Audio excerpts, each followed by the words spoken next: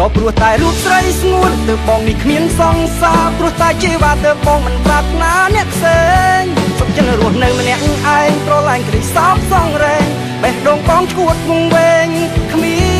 នថ្ងៃឈប់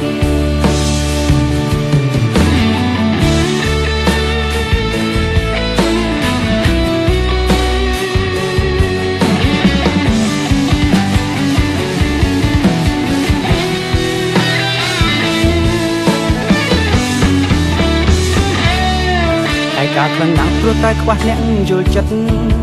ស្រឡាញ់រួមមិត្តមិនដែលគិតអ្នកផ្សេងឡើយរងចាំតែអូនទោះដឹងគ្មានសង្ឃឹមហើយចុំដេចឡើយចិត្តអើយនៅប្រាថ្នាស្រីស្អាតមានច្រើនមិនមែនរើសអើងគេទេនេះក៏ព្រោះតែបេះដូងមិនព្រមស្នេហាមិនយល់ខ្លួនឯងមិនអាចលុបរូបជីវ៉ានៅតែគិតថាអូនសំខាន់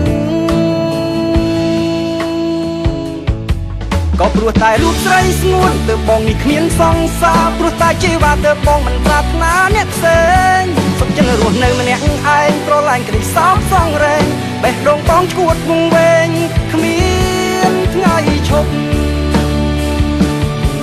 ក៏ព្រោះតែរូបស្រីស្ងួនទើបបងនេះគ្មានសង្សារព្រោះតែជីវ៉ាទើបបងមិនប្រាថ្នាអ្នកផ្សេងសុខចិត្តរស់នៅម្នាក់ឯងប្រឡាញ់ក្តីសោកសងរែងបេះដូងបងឈួតវង្វេងគ្មានថ្ងៃឈប់